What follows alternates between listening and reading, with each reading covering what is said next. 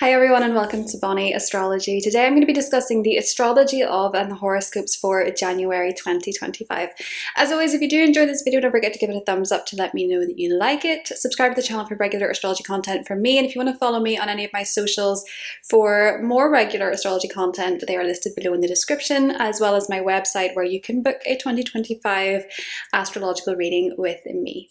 So let's have a look at what the astrology is saying for January 2025. If you want to know what it means for us collectively, I'm going to be going into that now, but if you do want to click ahead for your zodiac sign, the timestamps are listed in the description box below. Happy New Year and welcome to 2025. This is the astrology for January. Now, January has some really lovely astrology, but it also has some really challenging astrology as well. And I'll start with one of the loveliest things, and that is that Venus is entering the sign of Pisces. Venus is exalted in Pisces, meaning that it performs very well while transiting the sign. And Venus going through Pisces means that there's a lot of positive developments when it comes to relationships and finances this month. This is a lovely month for romantic energy, for being sentimental, for connecting with your loved ones, for connecting with prospects that are romantic or going on dates with Venus going through Pisces. It does have a more formal feel to it though, because Venus does connect with Saturn on the 18th. And Venus and Saturn, when they get together, can sometimes be a time to formalize a commitment in a relationship, to meet someone with long-term potential, or to maybe formalize a commitment financially when Venus and Saturn meet up. It can also be a time where we take a more realistic look at our relationships, particularly the ones that we've seen through rose-tinted glasses, where we may have been a bit deluded and we may have viewed someone as a Prince Charming who actually turned out to be a frog. Sometimes Venus and Saturn, when they get together, particularly in the sign of Pisces, can be a reality check in relationships. And Saturn likes to check relationships to see if they have long-term potential or they are grounded in reality. So for some people, this could be a beautiful time to formalize commitments, and for others, it may be a time to test them. Venus enters Pisces on the 2nd of January and will be there until February. One of the more challenging aspects of January is the Mars-Pluto opposition, which is happening on January 3rd, and this is happening at 1 degree of Leo and Aquarius. And this opposition is intense. It brings with it power struggles. If you think back, we had a Mars-Pluto opposition early November in the signs of Cancer and Capricorn, but this time the opposition is happening in Leo and Aquarius and will happen again in April. But for now, this opposition is happening while Mars is retrograde. And with this Mars-Pluto opposition, it brings a power struggle between the people, which is Pluto and Aquarius, and those in positions of power, which is Mars and Leo. So governments, monarchy, leaders. And this Mars-Pluto opposition is being felt currently, but it will be exact on January 3rd. And this may bring with it a power struggle between people, humanitarian, the common man, and those in positions of leadership, those with a lot of power, a lot of financial success, and perhaps a lot of influence. There does seem to be an ongoing struggle between people in leadership and people who are not. So the people versus leadership versus governments, that type of thing. This day itself can bring a peak moment in that power struggle. It can bring about frustration, anger, aggression at those who have power. And this is an important time, if you're in a position of power, to reflect on how you're treating others and how you're treating people that you're supposed to lead and you're supposed to take care of. Mars does retrograde back into Cancer on the 6th, and it is known that Mars does not perform so well in Cancer. Mars retrograde periods are times to reflect on our anger, on our frustration, but because Mars is actually closer to the Earth during a retrograde, it can heighten these matters and it can make us more irritable and more frustrated. But in the sign of Cancer, this turns the energy inward and we can be more passive aggressive.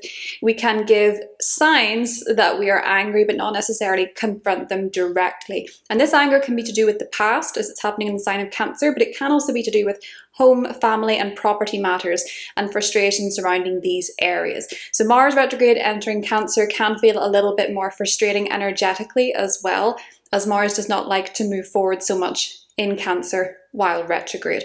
So it's a good time to reflect maybe on some home projects that you haven't finished. If you haven't finished painting a ceiling, rebuilding a wall, if you haven't finished carpeting, whatever matters within the home that could do with a bit of physical exertion and elbow grease to get finished, Mars retrograde is a really great time to channel your energy into home and property projects and matters that you've not quite finished yet. With retrogrades, it's a great time to redo, revamp, and go backwards to go forwards later.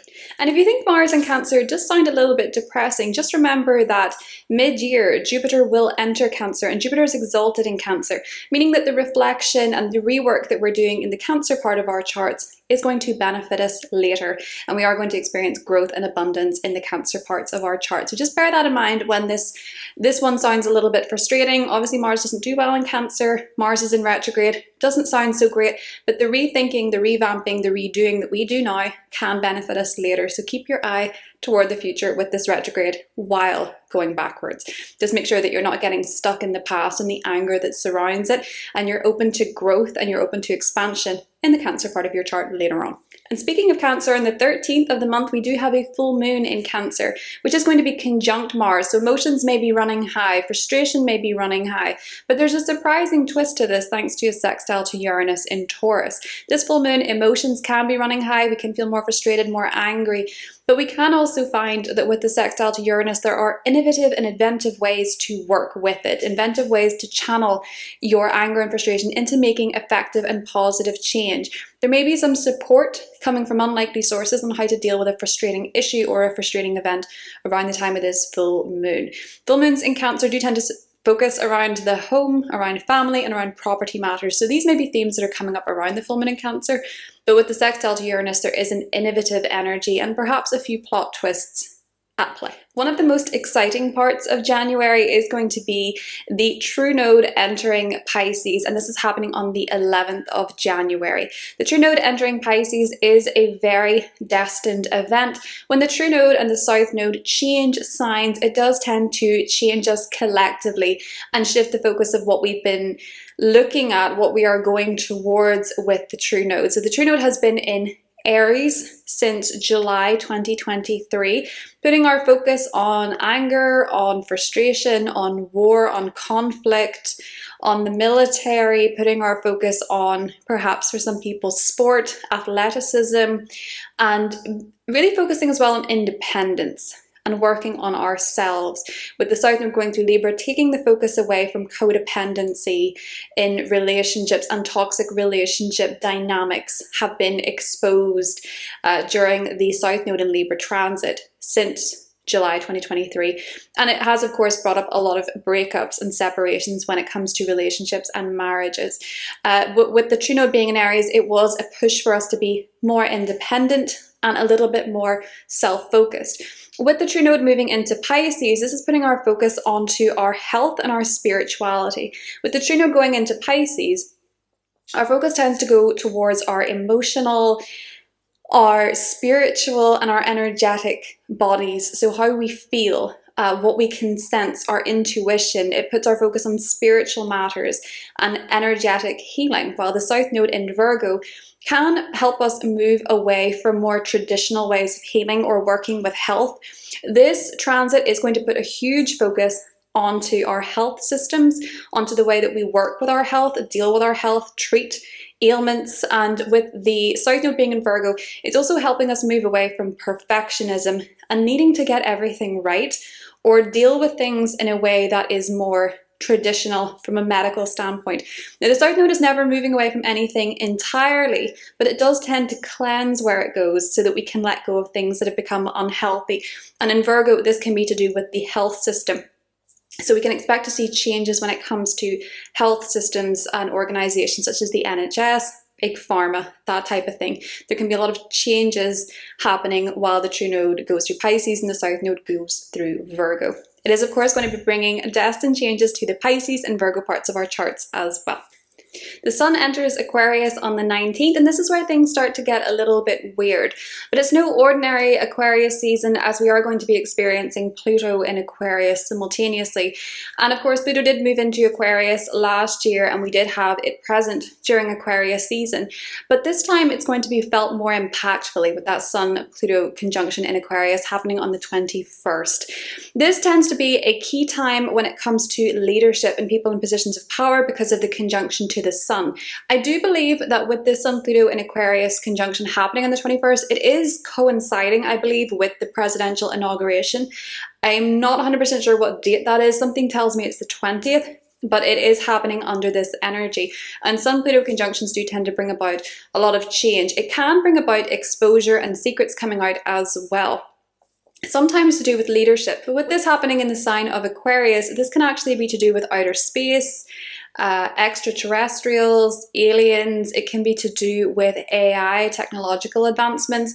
This Aquarius season is going to be very impactful when it comes to these areas. So there may be secrets coming out about these different types of things, and it can absolutely, with that Sun-Pluto conjunction in Aquarius, usher in a new era of leadership, something more unconventional with it happening in the sign of Aquarius. Things, of course, get weirder when we have the new moon in Aquarius, which is happening on the 29th of the month. It is in a lovely trine to Jupiter in Gemini, so it can be that there is a positive new beginning happening for all of us with this new moon. We could feel like we have the information we need, we have the education that we need, we have the technology that we need. There can be changes in technology for sure coming up a lot in 2025. Whether that gets off to its start in January, I'm not so sure. I think there's potential rumblings of technological advancements, but it's worth noting, and you may notice this in my 2025 videos, that Uranus entering Gemini in 2025 is going to be really interesting for our phones, our technology, our communication, and our learning.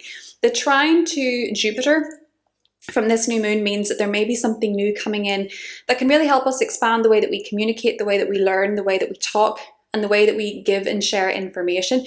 This new moon in Aquarius can be some sort of new event, a future event, a technological advancement. But for all of us, it can be a pretty nice social new moon. Now, the interesting part about this is that there's a Mercury-Pluto conjunction happening in Aquarius under this new moon as well, suggesting that a lot of the information that we get may very well change things for the future. So that new moon is one to watch, in my opinion.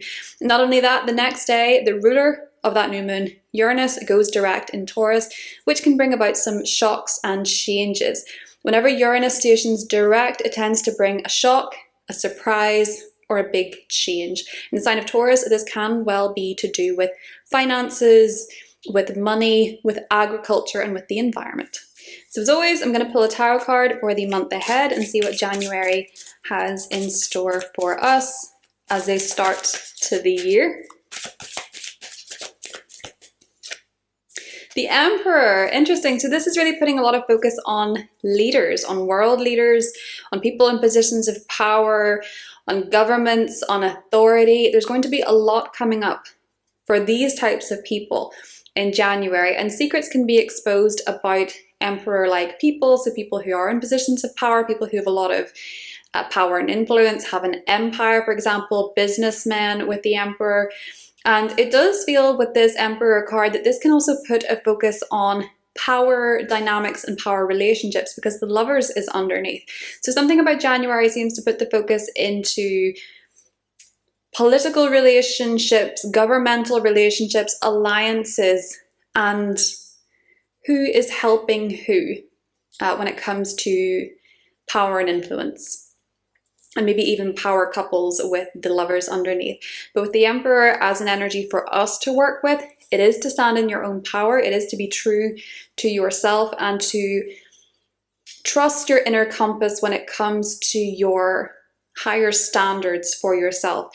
With both Capricorn season and Aquarius season happening in January, as is always the case, both of them are traditionally ruled by Saturn, and Saturn has very strong moral integrity as a planetary energy to work with. Mars is retrograde, Mars rules the Emperor, so this may be a time where you can focus on how you do things differently to how you did them before. With Mars retrograde in Cancer, we reflect on our past actions, which may bring up past regrets with Mars in Cancer, but these can be great teachers on how to lead in our own lives and to lead potentially others going forward. That's what I have for January. I hope you all have a great month, and I'll talk to you soon. Bye. Hi Aries, welcome to January 2025. A very happy new year to you, Aries. So Aries, I'm going to start with Mars, your ruling planet. Mars is going to oppose Pluto on the 3rd, and you may feel this from the 1st to the 4th, but you may feel as though someone is opposing you at this time. And it very well could be a group of people, it could be a friend, it could be a social group or a social network that you're a part of. You may actually feel at this time a little bit ganged up on or teased by a group of people, or you may just be feeling the weight of the future and what that looks like for you. You know, what's it going to be? How is it going to manifest? And with Mars in retrograde in your fifth house, you're really reflecting on what would make you happy. What would be true to your heart? What would give you the most joy? What would give you the most pleasure? And so you're reflecting and maybe looking inward at a few fears here and there, suppressed fears, perhaps some suppressed anger or frustration, maybe at your love life, maybe at your children, maybe at parenting. Um, Whatever the case may be, Aries, that you're feeling a little bit internally frustrated about, this is a great time to challenge it. And this is a great time to reconnect with the energy of joy. What would make you happiest in the long run? Now, Mars is going to retrograde back into the sign of Cancer, and we're entering now the Mars retrograde in Cancer cycle of the Mars retrograde in Leo and Cancer cycle. So, Mars being retrograde here for you, Aries, as your ruling planet, and it being in retrograde, you're really reflecting on the energy that you put into your home, your family, your living situation, property matters. It can be if you're maybe developing property, there's some stalls going on or renovations are stalling, or you're, looking at your home or your property or your living situation and you're thinking, okay, well, what can I do? What do I need to do to make this better? There can also be some parts of your family or home life, your private life, that you're irritated, angry, or frustrated about. And maybe with that Pluto opposition, there is a bit of fear involved. And I think with a lot of you, there could be, with the retrograde, some stalling on action you're taking with a property or home, or there's some misunderstandings and some fights or arguments, maybe within the home with roommates, family. It doesn't actually have to be an outward confrontation, because Mars retrograde can just be the inner frustration that you're feeling about this. But you may find that it's easier to, step on the toes of a family member. They might be more sensitive, they might be more irritable, or they might be more reactive while Mars is going retrograde in Cancer. And that gets highlighted around the time of the full moon, Aries, in the 13th. This full moon in your fourth house is highlighting your home and your living situation from an emotional point of view. This may be a moment where, if you're looking for a property or you're trying to renovate something, or there's a project underway, or there's a family matter at hand, emotions run high around the 13th, give or take a few days before and a few days after. You might find that a matter reaches resolution. With Mars retrograde, it seems that even if it reaches a resolution, it's not complete. There's still things that need to be redone or rethought or reflected upon. But that can bring a peak moment when it comes to home, property, or living situations. This might actually be something that's quite positive for you financially, though, Aries, because Uranus is in a sextile to this full moon. So maybe if you're buying a property, there's positive news around the finances. Maybe if you are going to a family event, you get an unexpected gift. Maybe you are getting some money that you didn't expect out of a property matter, maybe a repayment or something of that nature, maybe getting money back.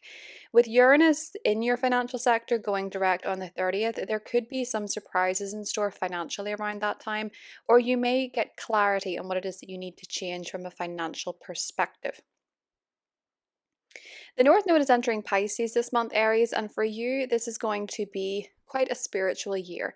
And this is going to go on until 2026, but you will find with the North Node being there, Neptune's still there, Saturn's still there, you're really drawn to your dreams. And Venus is there from the 2nd all month. You're really drawn to analyzing your dreams. You're maybe more interested in the spiritual, the psychic. It's a great time to get a reading. It's a great time to dream journal, look up the meanings of your dreams. If you're seeing signs everywhere, maybe give them a little Google and see what they mean. But do lead with your intuition, because you will know the way. And I think with this particular chapter for you, Aries, if there's healing work to be done, healing work will be done. That's the direction you're going to grow from. You're going to grow from looking inward, reflecting, taking time to yourself to contemplate your life, the universe, ask all the questions that provoke an existential crisis. You're really going to be leaning into the spiritual side of your own nature, Aries, and really looking to heal some parts within yourself. From a career perspective, until the 19th, the sun is in your career sector. Mercury joins your career sector on the 8th, and this is a time where you're all business. You're thinking about your goals for the year ahead, you're putting extra work in, you're determined to achieve what it is that you want in your career, or it's a particularly busy time at work. You may receive some recognition as well this month for your work or your job well done. But I think for a lot of you, you're still feeling fundamentally a little slowed down with Mars in retrograde. You're just not running on full power, and that's okay. Aries do sometimes need the reminder that it's okay to take a break and slow down from time to time. The Sun enters your 11th house in the 19th, bringing in a very social energy. Mercury joins there on the 27th, and there's a new moon there on the 29th. You might make some new friends this month, Aries. I feel like a lot of you could attend a really fun networking event, a social event. You might find yourself joining a group where you feel there's a lot of information, there's a lot of social activities. It's quite a busy group. You may have a new team member this month, and if you do, they're probably quite chatty. But be mindful that if you do have a new team member or someone new enters your social circle, they may actually be a little bit of a gossip, or they might share secrets, not necessarily from a place of ill will, but they might just be the type of person that can't hold their water, if you know what I mean. But it does feel like you could be making new friends, social networking this month, joining new circles, meeting interesting people, people who have a lot to teach you, people that offer a lot of information. And I think for you this month, Aries, you're going to find that even if you're a little bit slower with Mars and you're facing some fears internally, I think a lot of you are moving in the direction of healing this month, as well as there may be a peak emotional experiences when it comes to home, family, and property. That's what I have for you, Aries, and I'll talk to you soon. Hi, Taurus. Welcome to January. A very happy new year to you, Taurus. So, Taurus, I want to talk about Uranus right off the bat. Even though this is happening on the 30th of January, so very much the end of the month, Uranus is going direct in your sign. You're going to get some clarity on what it is that you need to change about your own life or your own approach. You might have a bit of an awakening at this point as to what you need to do to move forward, what you need to change, where you need to embrace a certain degree of uncertainty, and where you need to shake things up a little bit, Taurus. You might feel a little bit living on your nerves or be quite anxious around the 30th. You might find that you're a little bit um, you may feel a bit wired. With Uranian energy, it sometimes can make you feel a little bit anxious, or it can give you this sudden jolt of high energy that can feel like anxiety, but really you just have adrenaline going, or you're feeling inspired to make changes or make something happen or make changes. It feels like around this time you might feel a little bit liberated by something that you're doing as well, Taurus. It's actually quite a social month for you, Taurus, because Venus is entering your 11th house on the 2nd and will be there for the whole of January. It's a great month to accept social invitations. It's a great month to go out, to network, to be part of groups. You may have more pleasant times with your friends, going for dinners, going to the movies, going to the theater, going to a bar, whatever the case may be, Taurus. It can be a great month for socializing, and you may enjoy the company of others more this month and get on a little bit better with your friends. You're also going to feel this intuitive sense that you're moving towards spending more time with your friends or being part of new groups and social circles. The North Node is entering Pisces on either the 11th or the 12th, depending on where you are. But this is going to be this is going to be a year, well, a year and a half really, but for the rest of 2025, you're going to be focusing on your friendships, your social connections, your social networks, making new friends, meeting new people, people from all walks of life, and really connecting with others who I think in a large part, Taurus, share your same spiritualness. So, people that you can connect with on a spiritual level, people that feel like soul family, people that feel compassionate, kind, understanding. Those are the type of friendships you're seeking at this time. You may meet, this doesn't have to happen in January, but sometimes when there's an initial shift, we really do feel it right away. You could meet some friends who feel really destined in your path this month.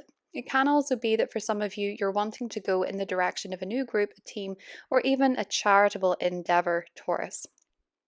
But it's a lovely month for making friends and socializing.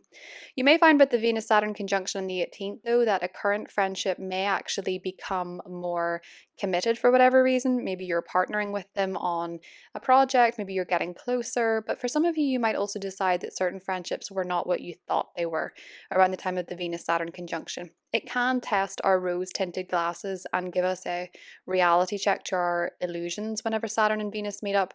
But I think for most of you, this is probably going to be you really feel like a certain friendship is connecting that bit deeper with this conjunction. But obviously, as I say, it could be one that goes cold at the same time. It just depends on various other factors. There's a full moon in Cancer on the 13th, Taurus, and this is going to be one for you where you're really feeling like you've something to say, you've something to get off your chest. It's an interesting one because with the ninth house activity that's going on, you're feeling very passionate about your beliefs, your higher ideals. Maybe you're feeling very passionate about something that you're learning this month or somewhere that you're traveling. But it's making you think. It's making you think about the way that you share your own information and how you communicate with others. With this full moon in Cancer conjunct Mars retrograde, a lot of you may have found with Mars retrograde that you've had some foot in mouth moments. You've said things you wish you hadn't said in the heat of the moment. You're having to reflect on your communication style. This full moon is going to be a time where you're really becoming aware of your own communication style. And if you have something to say that you wish you'd said before, this might be the time you're wanting to say it. Mars retrograde has you reflecting on what you could have said, could not have said, should have said, shouldn't have said. And you may be addressing that under this full moon. I also do think with Mars retrograde in your third house from the 6th, you could find that you're maybe having some car troubles or commute troubles, or public transport is just not as pleasant a place to be at this time. You might notice that there's some disruptions in your routines or your traveling arrangements. It can also be a time where I say you just find that you say things that could upset or frustrate other people without meaning to. And if there's some tension with siblings or neighbors, this could come up quite a bit under this time, and that full moon on the 13th can amplify it. But this full moon also has a really lovely sextile to Uranus in your sign. So you may be positively surprising someone with something that you have to say, or someone may be possibly surprising you with something that they have to say. I also feel with a lot of you, you could be reflecting, reworking, editing. Mars retrograde in the 3rd is a strong editor energy. You might be editing something that you've been writing with Mars retrograde in the 3rd house, Taurus.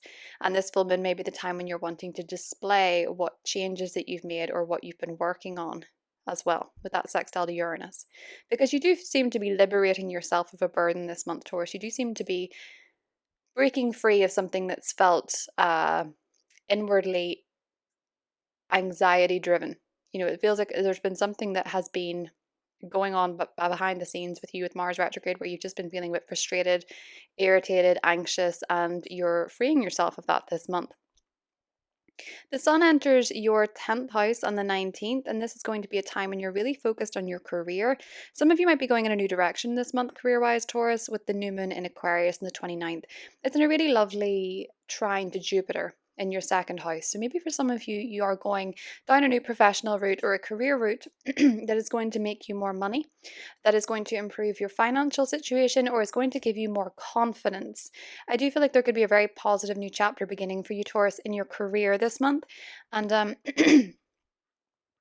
excuse me, it could be that it is going to benefit you financially or confidence-wise in the future. So that is what I have for you, Taurus, and I will talk to you soon. Hi Gemini, welcome to January. So Gemini, very happy new year to you, and this is your horoscope for the month ahead. Gemini, there's a good focus on your career this month. Venus is entering your career sector in the 2nd and will be there for the rest of the month. Really positive time to be well received publicly and in your career. You might find yourself attracting more positive attention, people giving you compliments, praise, appreciation for the job that you do, the way that you show up to the world, your career, your public image. You might get a lot of flattery. You might find that your boss is very impressed with you, or you may find that a mentor is very impressed with you. It could be a parent for those of you that don't have a boss or anything of that nature. But you're being very well received in your career. Other people like you, they want to help you. So if you want to apply for a job this month, Gemini, Venus is very much in your favor for attracting the right attention and looking good while you do it. Another reason for that is that we have the North Node entering Pisces on the 12th. And for you, Gemini, this is meaning that it's part of a wider transit. So if it doesn't happen in January, that's okay. But this is going to be a wider transit where for the rest of the year and into 2026, you're changing your career. You're going in new directions. You're going to new places. You're going to find that your career is a place of growth. Your public image is a place of growth. You're finding that you have new goals that you want to go toward. Even if you're retired, you have new goals. For some of you as well, the North Node going through here can be retirement. So don't think that if you're planning to retire and you're hearing all about the North Node building your career, don't think that you can't do that. It's just that you're feeling good about the direction that you're going career-wise. Some of you might make significant changes this year. Some of you might find yourself branching out on your own, starting your own business, or some of you might find that you're really connecting on a soul level to the work that you're doing. You might feel very intuitively led in your career as well, Gemini. With the South Node going into your your fourth house, sorry, you might also be finding over the next year and a half that you may move or you may change your living situation. It has amazed me how many people have gone back to an area they used to live in when the South Node goes through their fourth house. So you could be moving back to your hometown, or you could just be moving somewhere where there are people from the past associated with it. You also don't have to move at all. You might actually just be gutting out your home and getting rid of clutter with this particular transit. Another thing that's happening for you this month, Gemini, sorry, is that we do have a lot of energy in your 8th house until the 19th. The sun is going through your 8th house, Mercury enters there in the 8th. You might be more thinking about intense topics. You might be feeling a little bit more emotionally intense, a little bit more rattled, triggered here and there. You could be feeling like life is just a little bit more intense. You might be contemplating the darker parts of life, or the macabre or the occult, or just having more focus on things that seem dark and don't seem particularly uplifting. They may seem a bit moody. You may find that you have experiences that challenge you from an emotional standpoint so that you can grow, develop, get to know yourself better, and connect more deeply with others. And in some cases, that means facing your fears. But I do feel by the time the full moon in Cancer rolls around on the 13th, you're very focused on your financial situation. And you're reflecting as well on your confidence, Gemini. So from the 6th, Mars retrograde enters Cancer and will be retrograde in Cancer for the rest of the month. When it comes to your money or your financial situation, one, there could be a big focus for you on taxes this month. It might be tax season where you are. With Mars retrograde in your financial sector, this is the money that you make, and you may be reflecting on how you make it, how you're going to make it going forward, what you're spending your money on, and really reflecting your approach to your finances. And this may all come to a head around the 13th. You might find yourself addressing some emotional concerns surrounding money. You might find yourself addressing how your finances are linked to your emotions. So whether that could be, spending for a dopamine hit and it's not really helping your savings goals, for example, you might just be becoming more aware of your financial situation. I also think some of you might have some money coming back to you around that time. Obviously, that's only for a select few of you, but you may be coming into like a tax rebate or money that's owed to you might find its way back to you around that full moon as well, Gemini. This can also be a time that you reflect on what you do, how you do it, and whether or not this gives you or takes away from your confidence. That's something else that could be coming up for you as well, Gemini. Now, the sun enters Aquarius on the 19th. This is a lot more lighthearted for you. And we have a new moon there on the 29th. A lot of you, Gemini, might be deciding it's time to plan a trip. It's time to take an adventure. It's time to go on a voyage. It's time to go explore new horizons. You might be making plans to take a trip, to travel somewhere you've always wanted to go. There's a trine to Jupiter in Gemini at this time, and Jupiter being in your first house means that you're feeling very expansive, very lucky, very hopeful, and very optimistic around this time, Gemini. You may be feeling a little bit like you are just wanting to see pastures new, wanting to make a change. You may be wanting to study something, you might be wanting to learn something new, maybe taking a course, maybe taking maybe going off to study something in your own time. It doesn't necessarily have to lead to a certification, but it can with a new moon in Aquarius, particularly as you've Pluto there, which is pushing you to learn something that's very true to who you are. Uranus goes direct on the 30th in your 12th house, and I feel like for a lot of you, you may be having some sort of awakening spiritually to what's been blocking you. You might liberate yourself from something that's been sabotaging you behind the scenes or something that's been holding you back. And for some of you, you may also find that with Uranus direct, you get clarity on any self-sabotaging behaviors or anything that you need to heal. And this might be quite a positive awakening for you, Gemini. This might really help set you free. That is what I have for you, and I'll talk to you soon.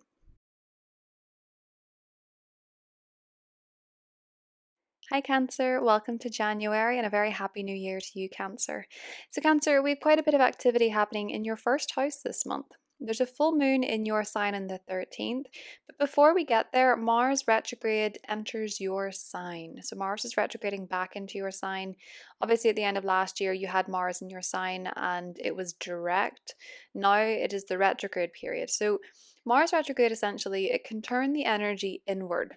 And when it's in your first house, you're reflecting and you're rethinking and you're reevaluating the energies and the efforts that you're putting into life, what you're doing for yourself, for your goals, and for your physical body.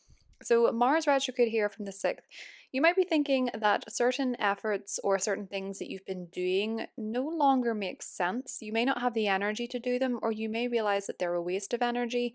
Or it can also be that in some cases, obviously, with Mars retrograde, we can realize where we're doing too much and we're exhausted. In other cases, it can actually be where we're doing too little. You know how if you feel really tired and then you go to the gym and then you think it seems like a bad idea at the time, but you come out of it with more energy. Sometimes we need to use energy to get more energy, and that can be something that comes up under this as well. It doesn't have to be. It can be the other way around, but I'm just giving you both ends of the coin. It can be a case where you're realizing where you need to do more or where you need to do less with your energy, particularly when it comes to your own physical health and your well being or your personal goals. You might also be reflecting with Mars ruling your 10th, reflecting on your efforts or your energies when it comes to your career. And I think with this particular retrograde, you're really going to feel a peak of the energy around the full moon in your sign in the 13th. Now, full moons in the first house can be very emotional. You can feel more sensitive, both in terms of your emotions, but also in terms of your physical body. You might be more sensitive to certain foods, sounds, textures, lights. You might just be more sensitive overall.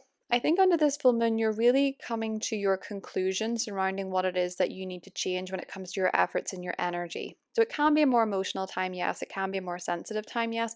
I also think some of you may actually get a surprise at the time of this full moon. Uranus is in your 11th house in a beautiful sextile to this full moon. So you may have friends that surprise you in a positive way.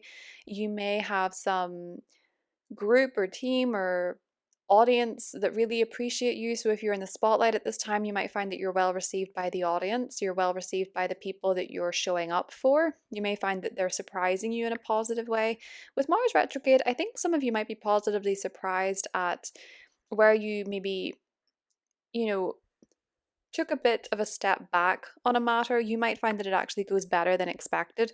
With the 11th house, sometimes it can also be an unexpected manifestation comes in for you, Cancer, that makes you feel pretty good around the time of this full moon. There is a positive surprise that seems to be afoot. It could come from a partnership or a relationship as well. The sun is going to be in your relationship sector until the 19th, and this is focusing on partnerships and collaborations of all kinds. So, connecting with other people, working on your connections, building connections, strengthening your relationship to your partner or your best friend or your business partner, and really focusing on communicating with them, particularly with Mercury being there from the 8th, communicating in a way that is constructive, that helps you focus on the goals. Having shared goals in a relationship is important for you, Cancer, so you might be focusing on a goal at this time with your partnership.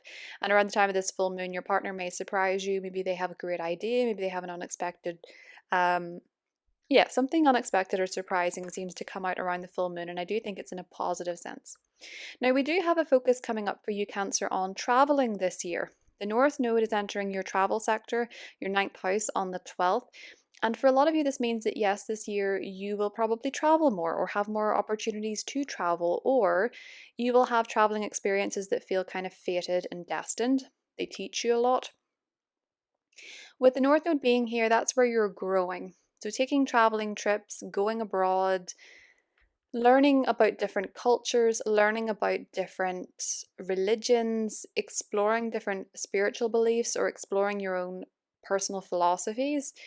Having a more open and adventurous spirit this year is going to serve you well, Cancer, because you're going to find that's how you grow, that's how you develop, and that's how you get lucky as well. I will say as well, this is a really positive month for a trip or a travel vacation because we do have Venus and Pisces from the 2nd.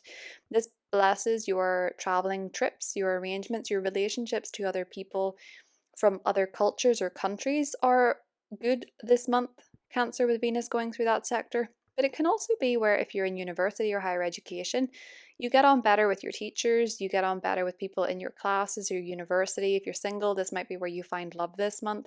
I also think with the North Node going through that sector, some of you are thinking of going back to university, college, school, taking a course, getting a degree this year as well. And that might be something you're considering this month, Cancer. Now, the sun enters your 8th house on the 19th, and we have a new moon there on the 29th. This seems to be a time where you're more focused on this can be your joint finances on one hand with the 8th house. It can be mortgages, loans, taxes. They can be topics of conversation this month. You might have a new payment plan when it comes to loan, debt, taxes. You might be getting your financial affairs in order in the second half of the month, Cancer. But it can also be from a psychological standpoint that you're really exploring your own psychology, learning about psychology. You might be more interested in the occult, astrology. You might be finding that you're really working through some issues in intimate relationships, if you have them, because you can really strengthen your connections to other people by being vulnerable in the second half of the month.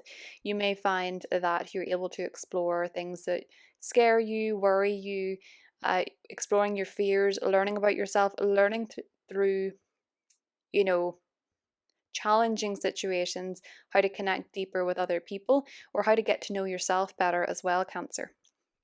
That new moon is positive though on the 29th. It isn't a lovely trine to Jupiter in your 12th house. So I do think from a spiritual perspective, some of you might be committing to some kind of healing journey, maybe working with a therapist or, any way of dealing with your inner world, any way of offering yourself the chance to heal seems to be coming up around the time of this new moon. For some of you, it feels like you might be exploring a new interest that is 8th house in nature. So something that is maybe quite mysterious, occult, or taboo. And this might be something that you're studying behind the scenes, something that you're studying privately with this new moon in Aquarius. Uranus is going direct in your friendship sector on the 30th. I feel like friendships could be quite surprising or also a little bit unstable this month. There might be something comes up with a friendship, a group, or a team around this time that shocks or surprises you. But you also, Cancer, may get clarity on what needs to change when it comes to the social groups that you're a part of.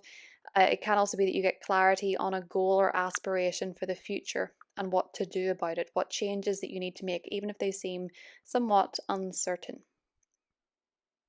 That's what I have for you, Cancer, and I will talk to you soon. Bye.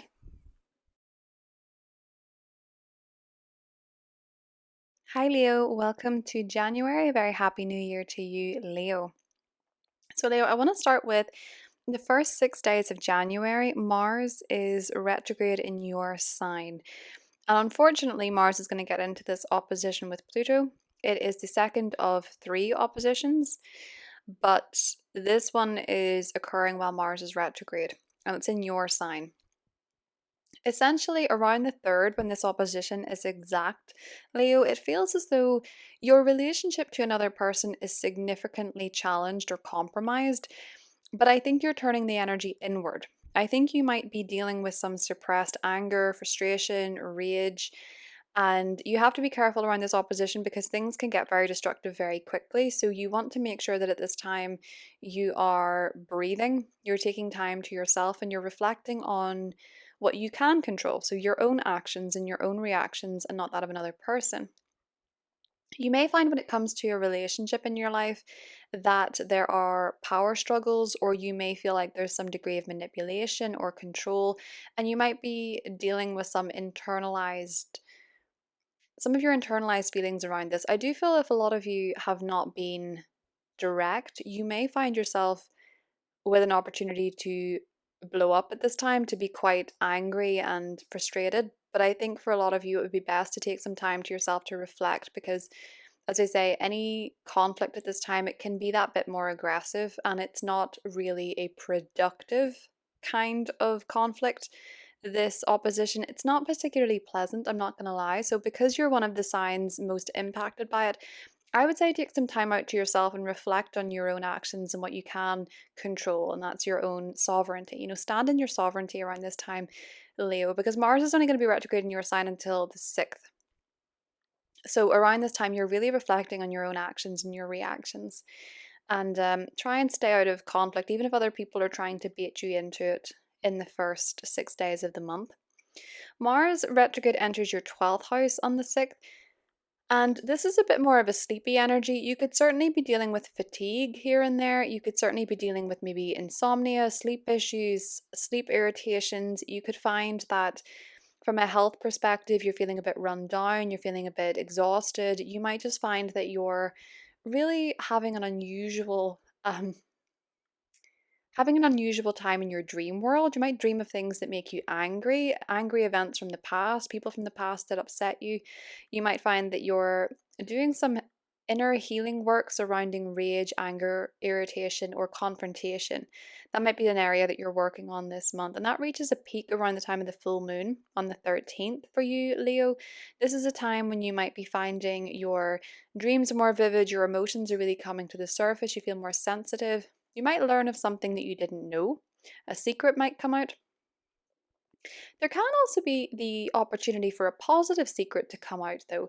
There might be something positive comes out surrounding your career, surrounding a boss, surrounding someone that you work with, some positive news that you didn't see coming, something that you didn't expect.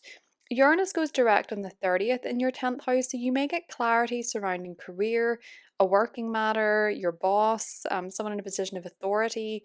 You might find that you're liberated from an issue when it comes to your career, or you get clarity on what needs to change.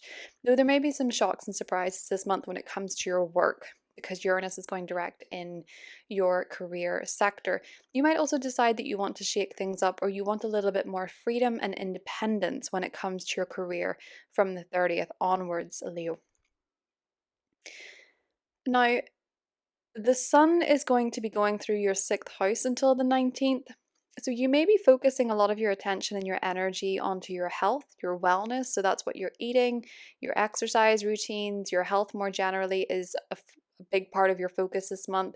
Going to the gym, staying active, setting goals for yourself when it comes to your health. It can also be that there's a lot of focus at work. Could be quite a busy time, especially when Mercury enters that sector on the 8th for you, Leo. You might have a lot of appointments, meetings, obligations, tasks that you need to do. You might have a lot of to-do lists that you're ticking off this month. It could be quite busy from a career perspective.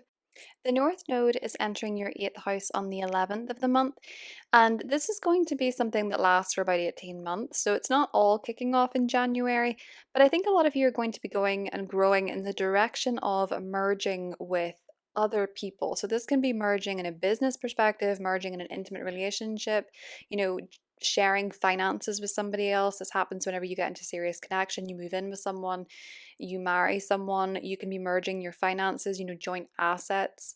A lot of you could be getting mortgages under this North Node transit, the 8th. You could be beginning new agreements when it comes to your taxes, or when it comes to assets, properties. You could be finding that your partner's money, their financial situation is changing, and that's affecting you. You could also be connecting more deeply and intimately with other people, Leo. You could find that your soul is craving depth and connection and intimacy in your closest relationships with the North Node going through that sector. You might also develop an interest in the occult, or an interest in mysteries or psychology, or diving more deeply into your own psychology and how your mind works with the North Node there. That's also an area that's very positively enhanced this month thanks to Venus. So this can be beautiful for intimate moments with a partner. This can be beautiful for benefiting financially through your partner. You could find that it's easier to attract gifts and resources from other people this month, Leo. And speaking of partnerships, we have a focus this month on partnerships and relationships. The Sun enters your partnership sector on the 19th, Mercury on the 27th, and we have a new moon there on the 29th. And it's a really auspicious new moon if you are looking to begin a new relationship. It's in a trine to Jupiter in your 11th. So if you're looking for a new relationship, ask your friends if they know somebody that they could set you up with. Ask people in your social networks. You could meet someone through volunteering. You could meet someone at a party with friends. You could meet someone through a friend. Something of that nature with Jupiter in Gemini. There's a connection to friendships and social connections helping you partner with someone. You might also be developing a closer relationship with a friend. It could just be that you're becoming, besties. But it feels like you're connecting with other people in a really positive way under that new moon, Leo. That's a good time to start a new relationship. It's a good time to start a new chapter in a current relationship, maybe setting up a joint aspiration for the future with a partner, or maybe you and a partner are going to make a vision board for the future. You're talking about the future, you're expanding your vision of the future together, Leo.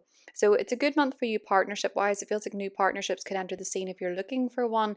It also feels like a month where you may just be a little bit more sleepy, and you might be working through something behind the scenes, fighting some battles behind the scenes. So don't forget to reach out to others for support if you're feeling a bit tense, Leo.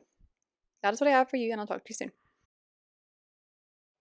Hi Virgo, welcome to January 2025. This is your horoscope for the month ahead, and a very happy new year, Virgo.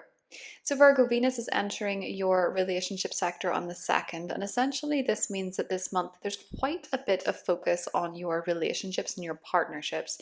Now, this will look different for each of you depending on your relationship status.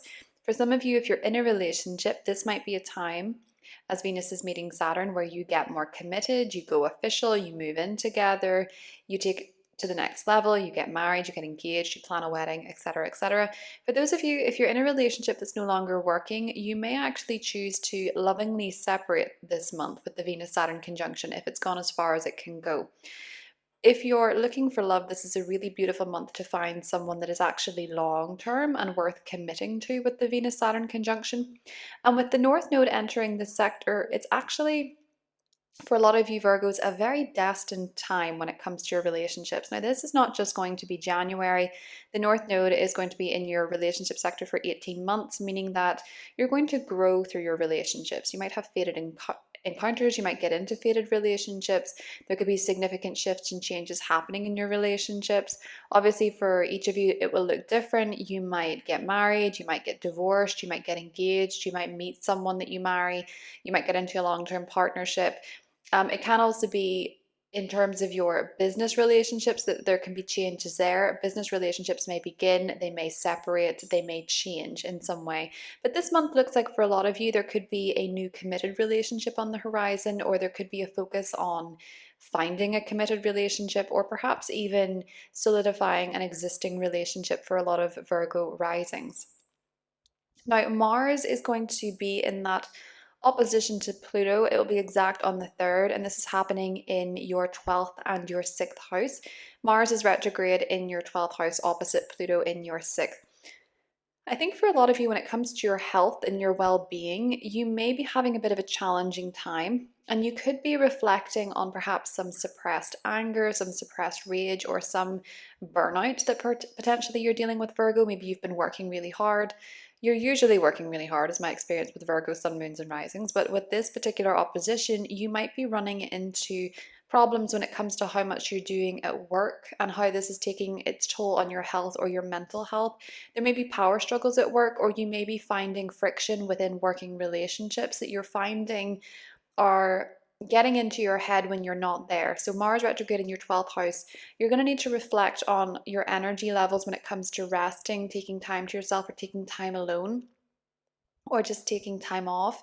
While Mars is retrograde in your 6th, which is your 12th house, sorry, until the 6th of January, it's actually quite a good time to take some time off and rest if you can.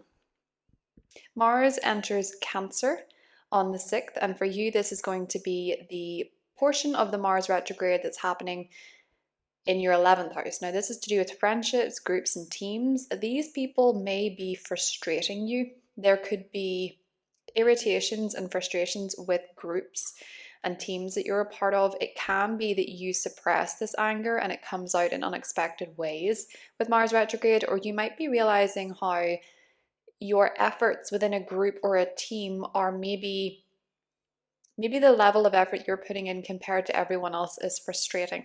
I say this with some awareness because I do know of a Virgo rising, and if she's watching this, hi, but she is the person that everyone wants to ask their questions to because she's most likely to know.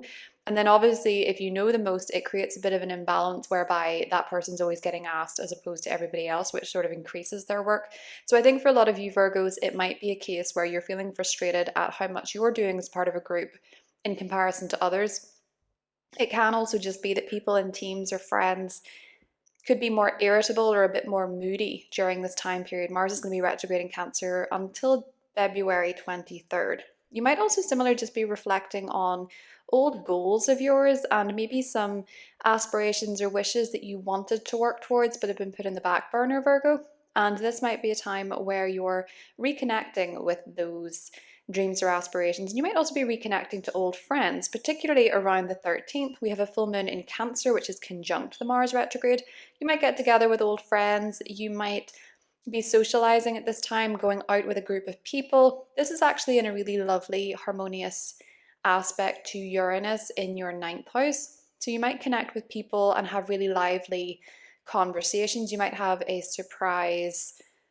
It could be a last minute outing with friends or a last minute get together that comes out of nowhere or is surprising, or it could be full of fun surprises with Uranus in a harmonious aspect to this full moon. It's in a sextile to this full moon. So you might have an unexpected opportunity as well to travel with a group of people. Or it could just be that you have really lively discussions. I think with the Mars retrograde, you could be getting together with people you haven't seen in a while, or bringing back a tradition with friends or something of that nature. With this being a full moon and it being in Cancer, obviously it can be a bit emotional. So if there are any frustrations with friends or groups of people, you might be able to express them at this full moon, or they might be expressed at this full moon. But I think with that harmonious aspect to Uranus, I have a feeling that you might see things from a higher perspective, thanks to a group of people or thanks to some friends, Virgo. Now, until the 19th, the Sun is going through your 5th house, Mercury enters there in the 8th. This puts your focus on love and romance. And this could be a time where you have a lot of opportunity for love, particularly with Venus being in the 7th. You might have more opportunities to go on dates. You might have more romantic conversations. You might be doing more things for fun. If it's not romance, it can just simply be what brings you joy and what brings you fun. The focus is on fun, Virgo, so make sure you're having a good time and you're taking your social invitations at this time. Obviously, with Mars retrograde, sometimes there can be frustrations with friends, but not always. So it's a good month to be enjoying yourself, essentially, with this energy, particularly when Mercury goes into your 5th house. That's your focus. So having fun, being creative, being artistic, doing things just for the sake of having a good time is something that you'll be experiencing this month. The Sun entering your 6th house on the 19th brings your focus back onto your work and your health, things of which are usually a priority for you. And with the new moon there on the 29th, you might be starting a new job, you might be starting a new role, providing a new service, or you may be beginning a new chapter when it comes to your health, setting goals for yourself with your health and your well-being, Virgo. Bear in mind, with the North Node entering your 7th house, the South Node is entering your 1st. This may be a time when you're giving up certain habits when it comes to your health and your well-being that are no longer working for you, and you're focusing on healing your physical body, and particularly, I think for you, your nervous system. So with this new moon in Aquarius and its lovely trine to Jupiter, you might be wanting to heal your nervous system and look for ways to improve your health through learning about your health. It might also be a time where you get a boost in your career. Maybe you have a new role, a new job, a new title within your career because you're well favored from a boss, or you're well favored in your company. Or if you're self-employed, you might be providing a new role or service that brings you recognition publicly as well, Virgo. Uranus is going direct in your 9th house on the 30th. And this might be where you get clarity on a bigger picture issue. You suddenly feel liberated, maybe to travel, to take a trip. You may feel liberated from a bit of a spiritual crisis that you've been going through. If you've not been sure what the bigger message is, what the higher meaning is, that Uranus direct motion may bring you some clarity, Virgo. That's what I have for you. Have a great January. Talk to you soon. Hi Libra, welcome to January 2025. A very happy new year to you, Libra. So Libra, we have some focus on your work life this month. Venus is entering your 6th house, and this can be a month where you get on better with co-workers, with colleagues, with employees. You get on better with people at the gym. You get on better with people who are providing you a service of some kind. So you have more pleasant interactions at the coffee shop, you have more pleasant interactions at your job, you have more pleasant interactions at the gym. For some of you, it could even lead to romance with someone in work or at the gym or in your daily routines, someone that features in your daily routines for some of you. The North Node enters that sector on the 12th, which means that this is going to be an area of focus for you going forward, Libra, because the North Node is going to be there for 18 months. And where the North Node goes, it's where we're growing and evolving, and there can be new beginnings. So with this being in your 6th house, a lot of you may be changing jobs. A lot of you may be going into a new role. You may be going to a new job. You may be switching up your health, focusing more on your health, going through transformations with your health, going through changes with your health. And you may be more interested in things like diet, exercise, the gym, if you're not already. You're going to be more motivated and focused on your health Libra, especially maybe for some of you that's been challenging while Saturn has been going through this sector. But with Venus meeting Saturn there on the 18th, some of you may be committing to a particular workout routine, a particular diet, a particular way of looking after yourself and caring for yourself, and you may actually have to restrict yourself on something. So maybe for some of you, it's a simple routine of cutting back on screen time and bringing in more meditation or something like that. Saturn can bring a restrictive energy, and with it meeting your first house ruler, I think you're going to really commit to something, but it may require you to give something up or make some sort of solid change or commitment to Libra. With the North Node being there, it does also bring fated opportunities. So maybe you're going to commit to a new job this month. Maybe you're going to commit to a new role. For some of you though, Mars retrograde is entering Cancer, which for you, Libra, is your 10th house of career. Now, this can be an area, coincidentally, where you run into a little bit of bother here and there for the rest of the month. Mars retrograde can be a challenging, confrontational time. And sometimes with the retrograde, the energy can be turned inward until we sort of explode. And I think you could be angry at your company, frustrated at your boss, frustrated at authority, or you could find that they're frustrated at you. Some of you with the Mars retrograde may be rethinking your energy and your action when it comes to your career, or what is driving you when it comes to your career, Libra. Particularly in a one-on-one dynamic with somebody else, like a boss or an employee, but more likely a boss, where you're thinking about that interaction if you do have a boss, or if you're self-employed, it may be your own energy levels and how you're maintaining your relationships to others with this Mars retrograde period. It's worth noting as well that Mars and Pluto get into this opposition on the 3rd for all of us, but for you, Libra, this is activating your 11th house, 5th house axis. And so with Mars retrograde in the 11th house, there could be building frustrations or anger or tension within a group of people, like a team that you're a part of, or a group that you associate with, or with a friend. There could be some sort of power struggle and some sort of challenge with a group of people around this time. It's important with Mars-Pluto oppositions to maintain your cool, to look inward and take back your power by choosing how you act or react to other people, Libra. That's where your sovereignty lies, after all. Now, there's a full moon in Cancer coming up on the 13th in your career sector, which is really bringing matters to a head in your career sector. With the conjunction to Mars, there could be some emotional frustrations, irritations, angers, or aggressions, and there could be emotions running high when it comes to your career. You might also be returning to something career-wise, going back to an old project, bringing up an old, something that you used to do career-wise, you could be returning to. Or you may be reflecting on old career goals, but with the lovely sextile that this full moon has to Uranus, there's still the potential for positive surprises. With Uranus being in Taurus for you, Libra, I nearly called you Cancer there. For Uranus being in Taurus, there's potential for you, Libra, that there's some unexpected positivity coming in when it comes to financial matters. So maybe insurance, benefits, money that you get through a government or through an organization, like your job, for example.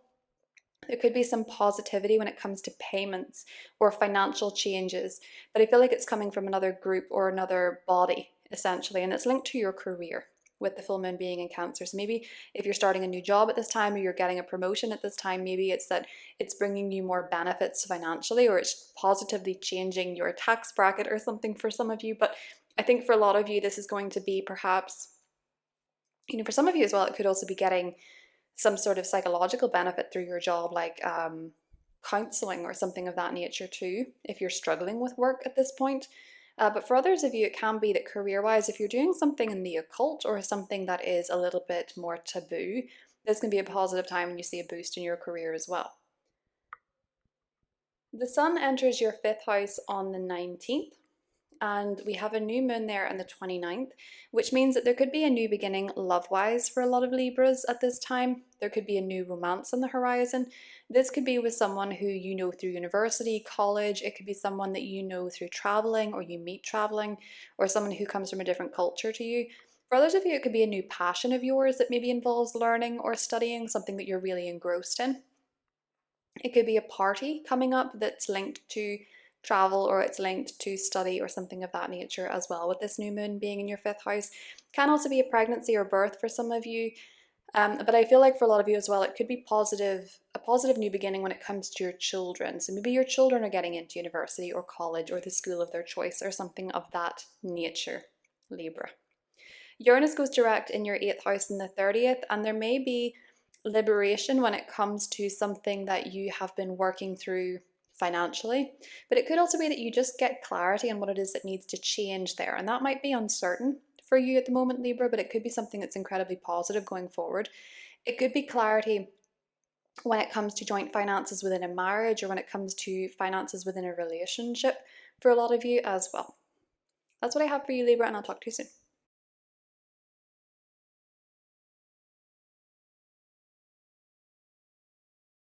Hi Scorpio, welcome to January 2025 and a very happy new year to you, Scorpio. So Scorpio, I want to start with your ruler Mars and your ruler Pluto. So your modern ruler and your traditional ruler are getting into a face-off on the 3rd.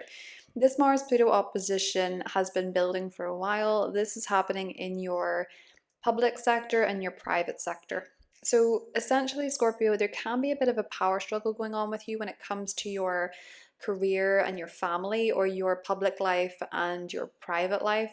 I think for a lot of you, you're reflecting at this time with Mars retrograde in your career sector and your sector of goals on what you're putting your energy into at the moment when it comes to your career, how much energy you're putting into it, how much energy you're putting into your goals.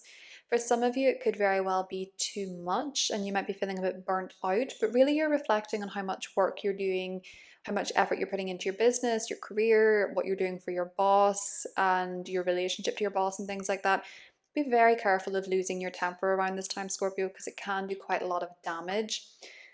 And it can actually adversely affect your home and family life as well. So say, for example, you're doing a lot at work and you get really angry, you might lash out at someone in your family, and this could do irreparable damage. So just be mindful of that. I do think for a lot of you, you could have a power struggle going on between your home life and your work life, and you might find that the balance just isn't there. And for the most part, you're reflecting on what changes you could make to your career, Scorpio. With Mars and Leo, just remember to stand in your sovereignty. You can't control other people, but you can control your own reactions and your actions. So that's where you're really calling back your power, so to speak, Scorpio, and the efforts that you're putting into your work, your career, your goals, your public image, whatever the case may be. Now, Mars is going to retrograde back into your 9th house, and this can be a time where until the 23rd of February, you can clash with others when it comes to ideologies, when it comes to your beliefs. This can be a time when you get more frustrated about what somebody else's beliefs are, or you find other people challenging yours. And this can be a time when you just generally are clashing about, conflicting ideologies or debates. They can get quite tense with this Mars retrograde. Mars always turns the energy inward, so you might bury some of this frustration and it can come out in other unexpected ways. It's important to practice healthy debates, but it's also important to, if you're angry about something, release it in a way that is healthy for you and for others. For some of you, that might mean taking a vacation. For some of you, that might mean returning to somewhere you vacationed before that you really liked. Or it may be going back to the books and studying something like the art of debate, for example. You might be more interested in that, or there's a book I think that's called The Art of War or something that's meant to be very popular. It's just pinging into my mind, but I've never actually read it myself. But I'm just thinking Mars retrograde in the 9th. You might be thinking about, books that are to do with conflict or debate or something of that nature, Scorpio. Now, the Mars retrograde meets the full moon in Cancer on the 13th, so emotions can run high around these topics. You might hear from someone as well, or reconnect to people you went to university or college with, or old mentors or people that used to teach you. Or old frustrations could build up at the same time around these people. You might notice some wounding about education or about your beliefs coming up around this time, Scorpio. You might get into quite a significant or heated debate, as mentioned before, but it can also be about reconnecting to somewhere you used to go that you loved, a foreign land or a different country or something of that nature. With the sextile to Uranus, other people might surprise you positively around the time of this full moon. Say for example, a partner surprises you with a trip, or say for example, a partner gives you a really amazing perspective shift. It feels as though other people want to help you and support you around the time of this full moon, Scorpio, thanks to Uranus sextiling it. Uranus goes direct on the 30th as well, so it feels like when it comes to relationships, partnerships, business partnerships, romantic partnerships, or the concept of, or how you relate to other people, Uranus direct can sometimes be a liberating energy. So something could be happening that liberates you or liberates your partner. This could be where you're getting clarity on what needs to change. And this can be something that's uncertain. For some of you, that can be breaking free from a relationship, or it can equally be something that happens in your partnership's life that helps liberate them from an issue they've been experiencing, or your partner just might shock or surprise you around the time of Uranus direct. It can also be if you're not in a relationship, although there's usually some kind of relationship manifest at this time, so that can be business partnership, best friend, that kind of thing. You might get clarity on what needs to change when it comes to your relationship life. A lot of you are really looking for more freedom in your relationships, more personal autonomy in your relationships, or more free thinking partners. So you might be realizing under this Uranus direct motion what needs to change or what you need to do to find yourself a partnership that suits your changing needs, Scorpio. It is quite a nice month for love though. Venus is going to be entering Pisces on the 2nd, which makes it a really beautiful month for dating. It makes a really beautiful month for romantic opportunity. If you're in a relationship, this can be more date nights or just finding more romance within your relationship. Maybe they bring you flowers or something of that nature. But it can be a really beautiful month for love and romance, whether you're coupled or single. And you may have a destined love affair on the horizon if you are single, because the North Node enters Pisces in the 12th. So some of you might unexpectedly, out of nowhere, fall in love. It doesn't have to be this month. That is an 18-month transit. But it can be that you find love this month with Venus. It can be as well that you're committing to a partnership with Venus meeting Saturn on the 18th. And it can be as well that if it's not bringing your focus to love and romance, if that's not something that you're destined, if that's not something that you're destined to find in January, it's not something that you want. This can also be to do with your children. You'll find over this year that if you have children, there's a big focus on them. So maybe some of you are becoming parents. Maybe some of you, there's a lot going on in the lives of your children, whether they are kids or whether they're adults. There could be a lot changing in their world.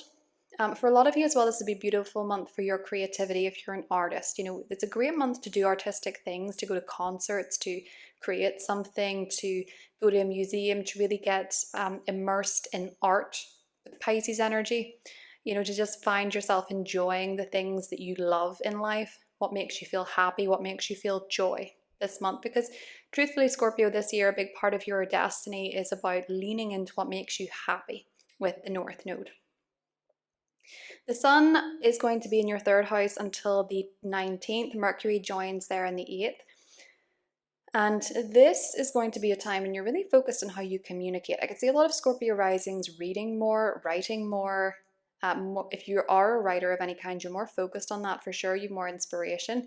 And I think for a lot of you more generally, you're really considering how you communicate, how that empowers you, particularly in your career. For some of you, it could also be with the Sun going through the 3rd house that you're spending more time with siblings, with neighbors, with cousins, with aunts, with uncles, extended family. You could spend more time with them at this time. Speaking of family, the Sun enters your family sector on the 19th.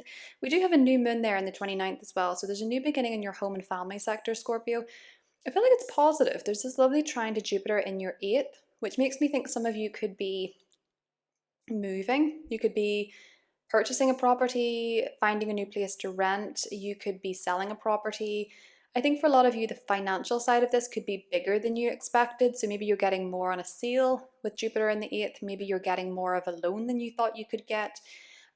Be mindful of this. Obviously, with Jupiter in the 8th, it can also expand loans and debts. So just be more mindful of that. But I feel like this one's positive. So you could find if you're moving, there's positive financial backing for it.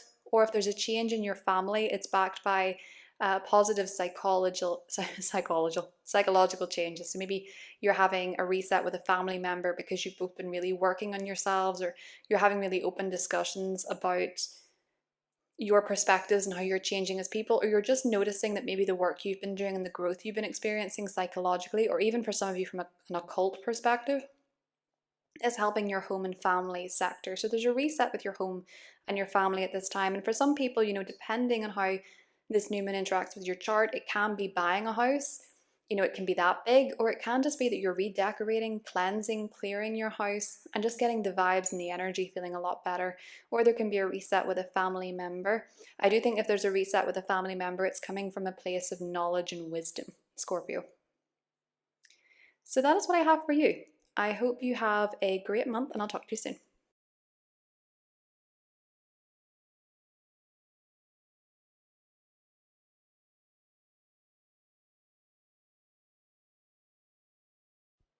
Hi Sagittarius, welcome to January and a very happy new year to you, Sagittarius. So Sagittarius, there is going to be a bit of focus this month on your home and your family sector. The North Node is entering your home and family sector on the 12th. Venus is going to be there from the 2nd as well. And Venus is going to join Saturn there on the 18th. I think for a lot of you, you're really focusing this year on your home and your living situation and your family. For some of you, this could be a really good month for decorating if you are decorating a home, especially if it's a new home with Saturn being there, the North Node being there. Some of you could be moving this month, or you could be planning to move. With Venus there, it brings a lot of beauty. So I could see a lot of you decorating your home this month. I could see a lot of you doing renovations, adding beautiful finishing touches. With the conjunction to Saturn, some of you could be doing some foundational work on the home as well, painting it to make it look good, sorting out the floors, that kind of thing. But you might just find that even if you've not moved, you're just wanting to refresh your home with beautiful new items that you love, that bring you the energy of joy. You're really focused on the energy of the home, Sagittarius. It can also be a really nice month for spending time with your family, because Venus brings a beautiful, harmonious energy to the relationships. The North Node coming into this sector means that it's a big focus for you this year. Working on your home, working on your family. It could be a significant area of growth. You're really working in the relationships that you have in your family. You're possibly, for some of you, moving if you haven't already. You're possibly leaning into your home and your family more. It's more of a focus for you in 2025, Sagittarius. Now, Mars retrograde. Mars is retrograding in Leo and Cancer this month. Mars is going to be retrograde in Leo until the 6th, and it will be in an opposition to Pluto. So Mars is going to be retrograding in your 9th house until the 6th, and this can be where you get into maybe a confrontation with somebody, or you're frustrated or angry with somebody when it comes to perhaps matters of foreign affairs or religion or politics or ideological differences. It could be with a sibling or a neighbor. You could be really frustrated with a sibling or a neighbor. You might feel like there's a bit of a standoff or an opposition, but it can also just be that there's maybe an intense conversation that could be quite eruptive. So just be mindful, Sagittarius, that Mars-Pluto oppositions can be quite destructive, and it's better to remember that you can't control other people, but you can control your own reactions and your own actions, and to not take the bait if a neighbor or a sibling or someone is trying to rally you up about what you believe in or what they believe in. It's probably not worth it around the time of this opposition. Mars enters Cancer from the 6th. Now, this could bring a bit of frustration for you financially. You might be feeling irritated, frustrated, angry when it comes to loans, mortgages, the bank, the government, taxes. You could be finding it to be a source of irritation at this time. You might also notice some moments of irritation in an intimate relationship, Sagittarius, with Mars retrograde in this sector until the 23rd of February. Mars can sometimes slow the energy down here, so you might not be feeling as connected to a partner at this time. Maybe you're just frustrated about money, or you might be finding that you're irritated or annoyed when it comes to taxes, insurance, other people's, joint financial arrangements with, a partner, a spouse, the government, whoever it may be. It can be a source of irritation. That irritation could reach a peak around the full moon in Cancer on the 13th. You might be becoming aware of how much something is going to cost, or something is going to cost in the long run, or there might be a repayment that needs made around this time, or it could be that payments are changing in some way, shape, or form. It can also be that money is actually coming back to you that's owed to you, though, Sagittarius. So this could be a tax rebate, this could be money that you've overpaid. Sometimes Mars retrograde can bring money back. So when it's in a financial house, so maybe you're getting some money back on something that you forgot about. But I do think for a lot of you, when it comes to your joint finances, there could be a bit of stress or strain at this time. And the full moon could be making that feel a little bit more emotional. It can also be at this time, though, with the sextile to Uranus in the 6th, that when it comes to mortgages, when it comes to loans, when it comes to joint financial arrangements, there could be a positive change happening in your job or your working situation that makes this feel okay. You could be finding that there's a positive experience or change when it comes to your role, or when it comes to your job, or when it comes to your routine, or you may find a really positive way, unexpectedly, Sagittarius, of dealing with stress through something athletic, something that you do in your daily routines. It really helps you work through stress and helps you work through fears with that particular full moon. Now, the sun enters your 3rd house in the 19th. We have a new moon there on the 29th. It's in a lovely trine to Jupiter in your 7th house. I feel like for a lot of you, you could be having a positive experience with neighbors, with your neighborhood. You could have a positive change in your neighbors. Maybe you're getting new neighbors. It could also be a positive reset in your relationship to a sibling. It could also be that for some of you, you are getting a new car. The 3rd house is quite broad, so it can be a new car, a new gadget, a new phone. You might also, improve communication with a partnership or a key relationship in your life. Some of you might be getting closer to somebody at this time. Some of you might also meet a partner online, or you might find yourself beginning a podcast or starting a blog or having a reset with your relationship to the internet or social media. For some of you, it can be starting a new book. It varies in its significance depending on how it interacts with your chart. But for a lot of you, I feel like you're being helped by a partner or a key relationship with whatever this is. So it seems to be that whatever new beginning is happening for you locally, it's benefiting a key relationship in your life, Sagittarius. There could also be a new beginning with a sibling. Maybe a sibling is getting married or engaged or getting into a relationship, or you're maybe purchasing something with a partner at the end of the month as well. Uranus is going direct in your 6th house in the 30th. I think for a lot of you, you're getting clarity on what needs to change when it comes to your health, well-being, or your work. What you're doing in your day-to-day life, Sagittarius, you're getting clarity on what needs to change there. For some of you, there could be an unexpected development at work with a colleague, with an employee. There could be a surprise at work. It could also be that there's surprising information about your health or your well-being. But for a lot of you, you could just be feeling like you know what needs to change, even if it feels uncertain when it comes to your health and your well-being, with Uranus direct in Taurus, Sagittarius. That's what I have for you, and I'll talk to you soon.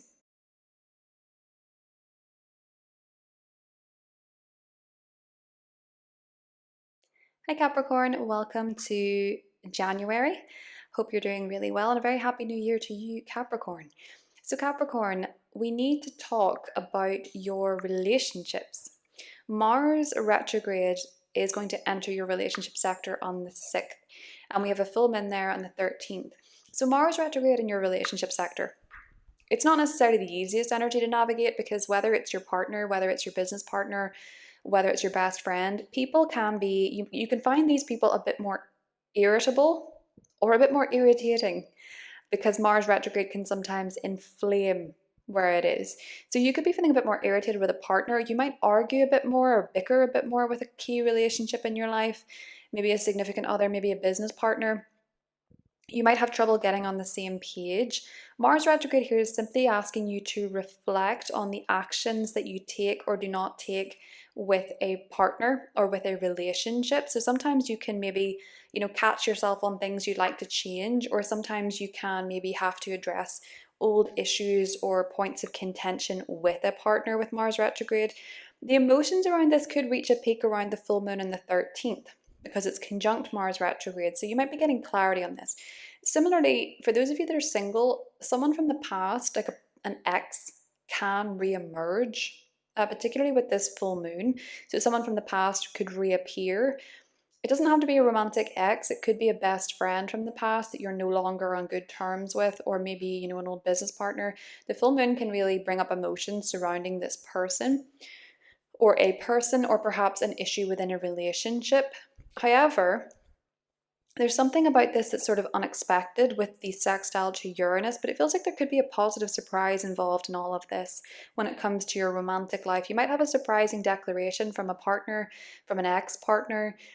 Some of you could have, you know, an unexpected pregnancy in your life with the sextile to Uranus in the fifth house, or there could be an unexpected positive surprise with a child at this time, or you could have a really positive dating experience, maybe, with the sextile to Uranus in the fifth house, because the fifth house rules all things love, romance, fun, but it also rules creativity and it also rules children. So it can rule those different matters, and there can be unexpected events happening in that sector that impacts your partnership or your relationship status, Capricorn.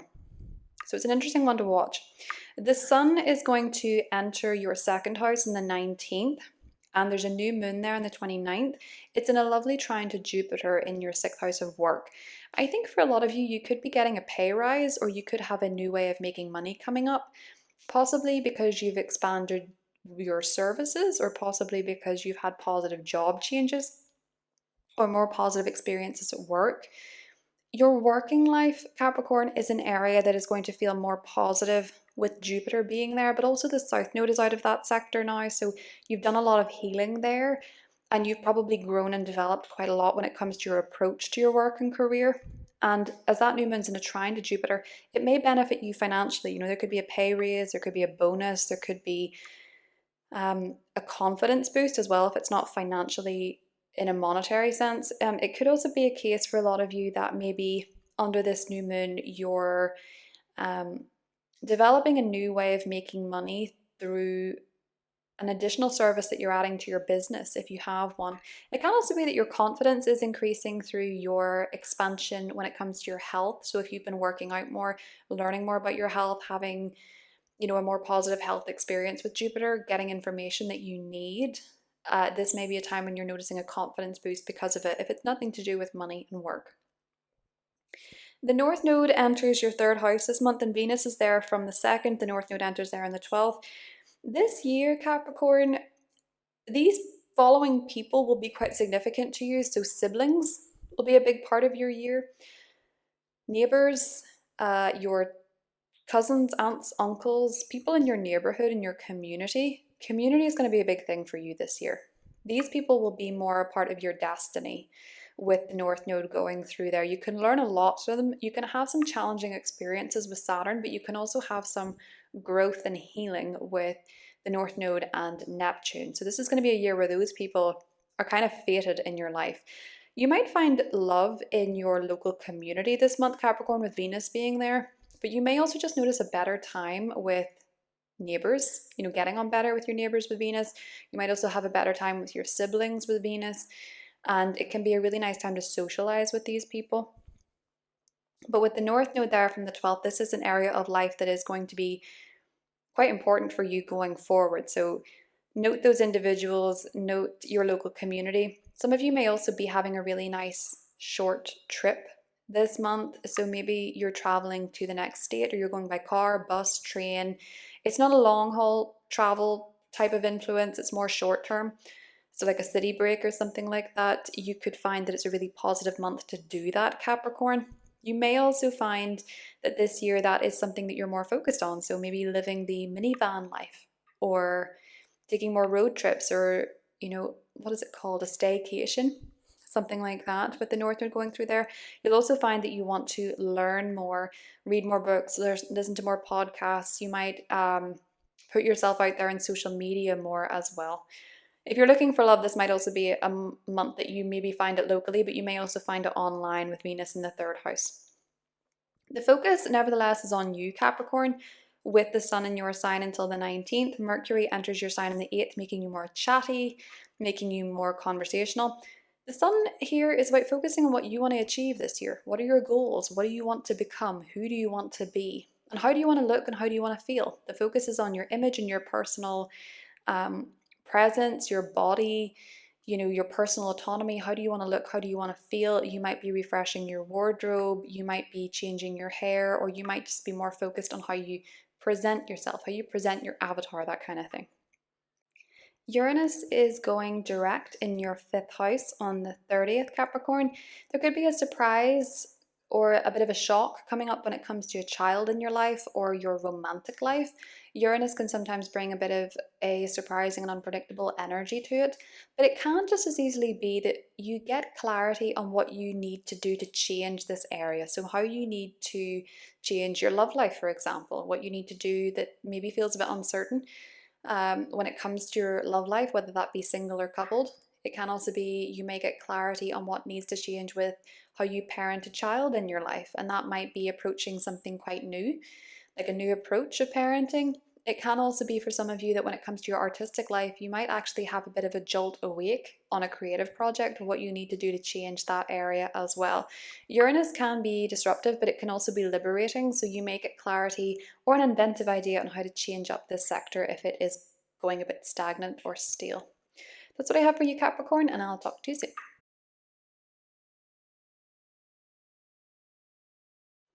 Hi Aquarius, welcome to January, and a very happy new year to you, Aquarius.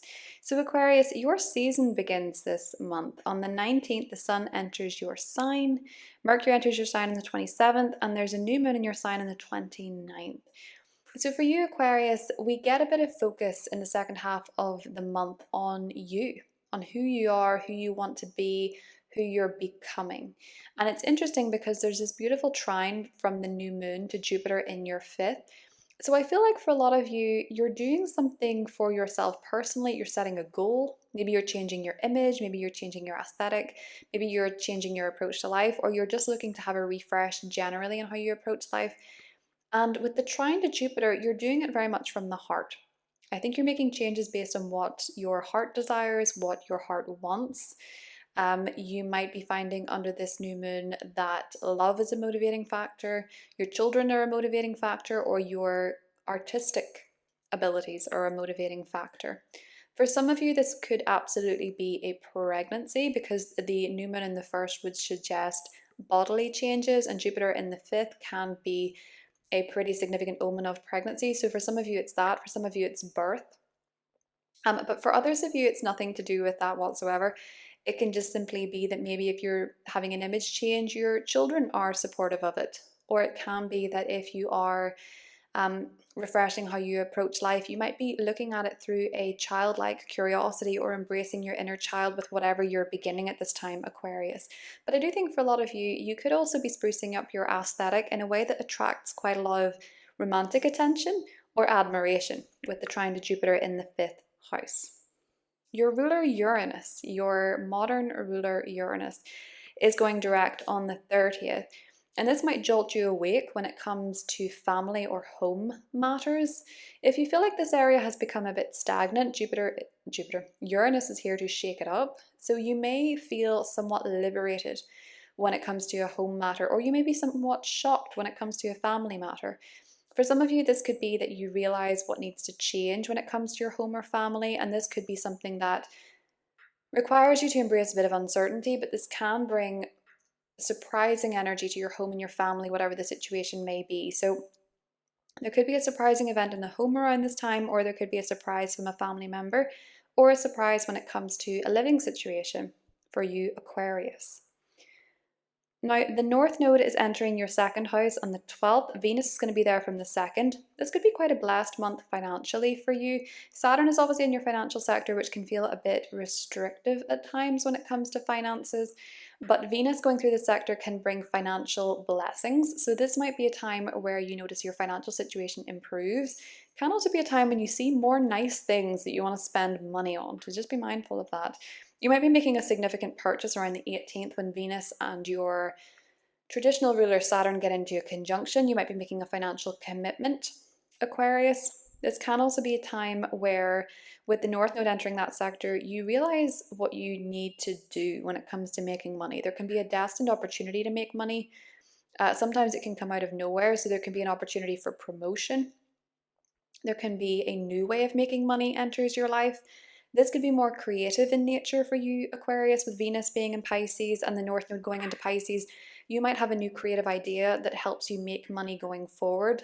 It could be something spiritual in nature with Pisces, or it could be something artistic with Pisces energy in play. But I think for a lot of you, there could be a new source of making money comes for you in 2026. 2025, Aquarius.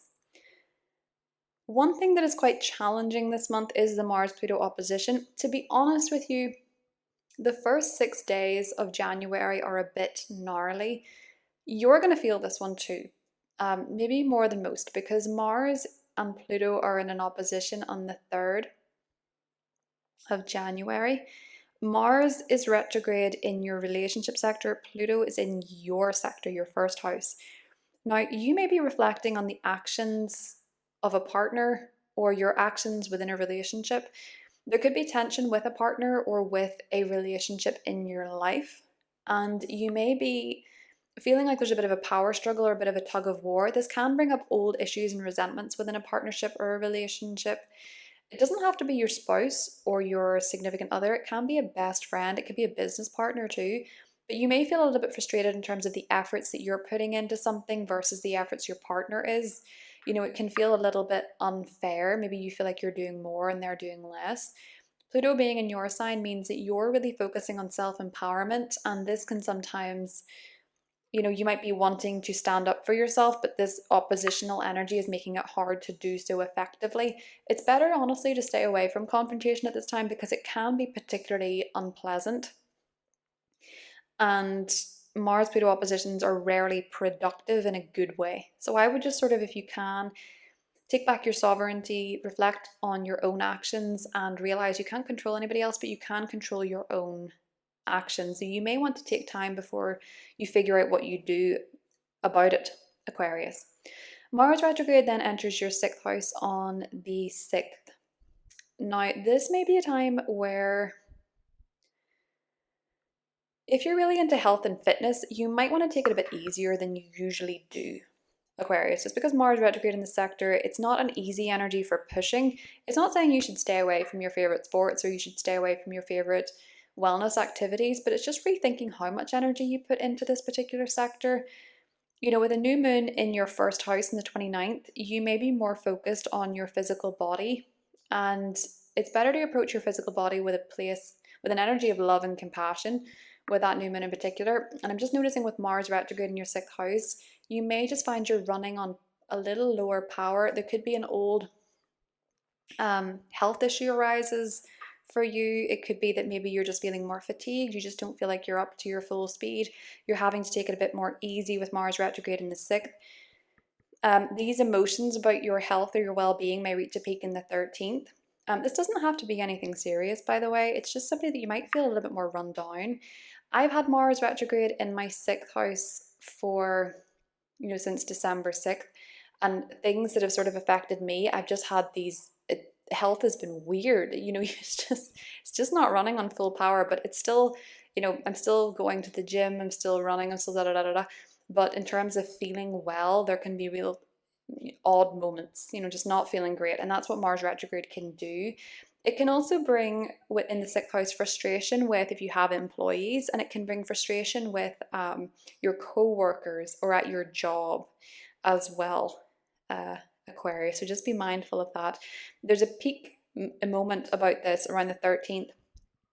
There could be a change at work, a change with a co-worker. There could be an old issue comes up in your job. There can be a change of job for some of you. Maybe you're leaving, maybe a co-worker's leaving, maybe you're reaching peak awareness about your health at this time. Maybe you're feeling a bit run down with Mars retrograde in conjunction to this full moon, Aquarius. But there can actually be unexpected positive surprises from a family member at this full moon. So maybe say, for example, you're feeling a bit run down. You might have a family member unexpectedly brings you soup or something of that nature. I feel like for a lot of you, you may be wanting as well to refresh your working space. If you have a home office or you work from home, you may be wanting to spruce it up a little bit, change it. And I think with this full moon in Cancer, you're focused on how you can change what you do at work or what you can do work-wise more generally. Just bear in mind, Cancer, just bear in mind, Aquarius, that with this Mars retrograde in Cancer, obviously it feels a bit unpleasant at times. Jupiter is going to bless this sector from June. So just bear that in mind when things feel a bit icky in that particular sector.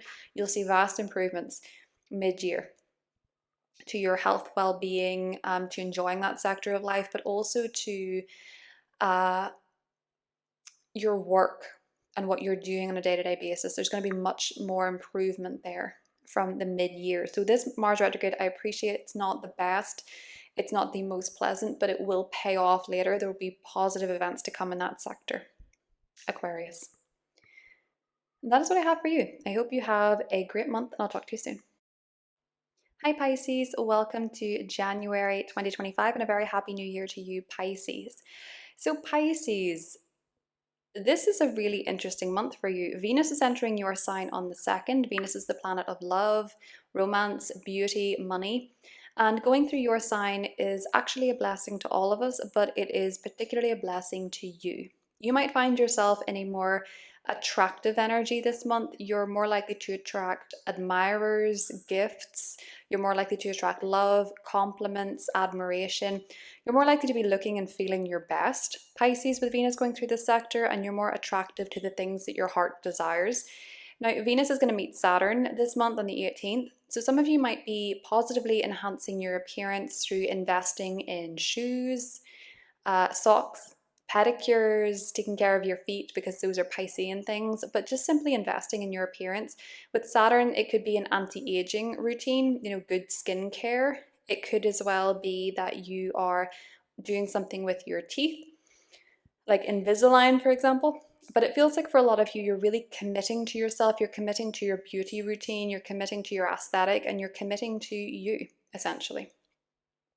So one other big part of this month is that the North Node is entering your sign on the 12th. This is going to be a very fated year for you, Pisces. It's not going to look, whatever you're starting the year with, it's not going to be the same with what you're leaving the year with. You're going to be a very different person. With the North Node going through your sign, one area of your life will change significantly. And with the North Node going through this sector, you're going to grow and evolve in such a way that changes you from the inside out. And with Venus being in your sign this month, you're really focusing on what you want to achieve this year, what you want, what would make your heart happy, what you love, and what your relationship with yourself is like as well, Pisces. Now, the South Node is entering your 7th house, meaning that fated encounters and relationships are also likely this year, if not this month. And I think with Venus and the North Node being in your sign this month, you're really focusing on what makes you happy and what your core needs are generally and how that affects your relationships. And relationships are something that's going to be very healing for you. You're going to do a lot of healing in your relationship sector this year, Pisces. Focus on your love life this month. Mars retrograde enters your 5th house on the 6th. Now, Mars opposes Pluto first, but I'll get to that in a moment. When Mars retrograde enters your 5th house from the 6th until it's the 6th of January to the 23rd of February, some of you may reconnect with an old love interest, someone you used to date or someone you were romantically interested in. They may reappear. You might also reconnect with something that you used to do creatively or for fun. And you might also reconnect with something that you did as a child that you really liked to do. But it can also be with Mars retrograde here that if you have children, they could be a bit more irritating or a bit more frustrating at this time, Pisces. There could be frustrations with a child. There could be irritations with a child in your life. They could be acting out. They could be a bit more dramatic than usual, a bit more moody than usual. This could peak around the 13th with the full moon. It can also be that maybe you're finding yourself a bit frustrated about your love life or about dating. But it can also be, as I said, you reconnect with someone from the past that was a romantic interest. Some of you might also be feeling a bit, not romantically, well, yes, but you could also be feeling a bit creatively frustrated. So perhaps if you're a creative person, you feel like there's a bit of an energy block and you're not quite sure what you're trying to say when you're penning a poem or something of that nature, Pisces. As I say, Mars retrograde meets the full moon on the 13th, and this can amplify those emotions and those feelings. You might learn how somebody feels about you, and this could be quite unexpected. There could be a romantic declaration. For some of you, it could be from someone from the past. That it feels like it could be quite surprising for you, Pisces, with the sextile to Uranus in your 3rd house. Maybe someone texts you out of the blue, DMs you out of the blue, or you run into someone that you used to date and you realize they have feelings for you or you have feelings for them. It can also be that you pick up an old creative project at this time and the words flow, the ideas flow at this time as well. For some of you, this could also be a birth or a pregnancy, if that's something that's going on for you at the moment, with this full moon being in the 5th house conjunct Mars. It could be a bit surprising with Uranus being there. You could also find that someone around you is pregnant, which is a surprise to you with Uranus being in the third house. But I think for a lot of you Pisces, this could be quite a creative full moon, but it might require you to pick up something from the past. There's something nostalgic about this with Mars retrograde and the fact it's in the sign of Cancer. So that could be an interesting full moon for you Pisces. Now, there's a lot of focus on your social life until the 19th. The sun's going through this sector, so if you have opportunities to network, to socialize, to hang out with people, do it. You might find that your friendships are more of a focus until the 19th. You know, you're spending more time with your friends, you're getting together with friends, having social events, having social opportunities. This is an area of life that could be lit up for you, especially when Mercury enters there on the 8th. There's more texting your friends, you know, sending memes to your friends or sending podcasts to your friends or something of that nature, Pisces. Things become a little bit more sleepy on the 19th. The sun enters your 12th house and you might be a bit more low key, a bit more behind the scenes. You might want to take some time off to rest and recharge. And there's a new moon in that sector on the 29th. Now, this new moon is in a positive trine to Jupiter in your 4th house. So there could be something going on behind the scenes for you privately that's really positive when it comes to your home and your family.